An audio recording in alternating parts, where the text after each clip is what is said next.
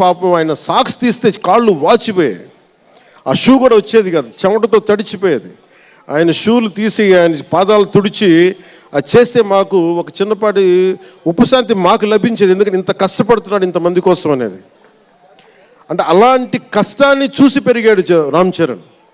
అందుకే ఎందుకు ఆయన గురించి చెప్తున్నానంటే, మేము ఎప్పుడూ దీన్ని అహంకారంగా తీసుకోలేం. మెగా అభిమానులు ఇలాంటి పదాలు మేము ఎందుకు మాట్లాడమంటే, ఇక్కడ అందరి హీరోల అభిమానులు ఉన్నారు. జూనియర్ ఎన్టీ, మీరు అందరు సినిమాలు చూస్తారు. రామ్ చరణ్ ఒక సినిమాని ఎక్కువ ఇంకొక హీరోని ఇష్టపడచ్చు, ఒక హీరోని ఎక్కువ ఇష్టపడచ్చు. జూనియర్ ఎన్టీఆర్ గారిని ఇష్టపడతారు, అల్లు అర్జున్ గారిని ఇష్టపడతారు, అలాగే ఒక ప్రభాస్ గారిని ఇష్టపడతారు. ఇంకా హీరోస్ పేర్లు అందరూ చెప్పి ఒకసారి మర్చిపోయి.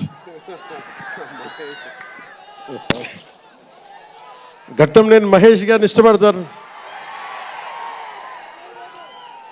అంటే నేను ఎందుకు అందరి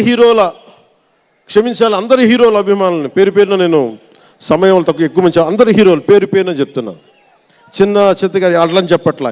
ఎవరైనా సరే, ఏ స్థాయి హీరోలైనా సరే వారు ప్రత్యేకించి అభిమానులు ఉంటారు. నాని గారు ఉన్నారు, ఆయన ప్రత్యేకించి మా ఇంట్లో చాలామంది అభిమానులు ఉన్నారు. మా సిస్టర్ చాలా నచ్చుతారు మా చెల్లికి నాని గారి సినిమాలు.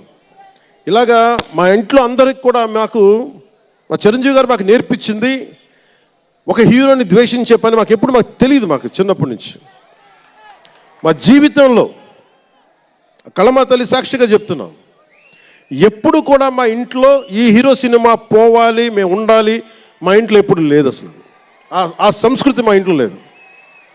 అందుకు మేము అందరం బాగుండాలని కోరుకుంటున్నాం.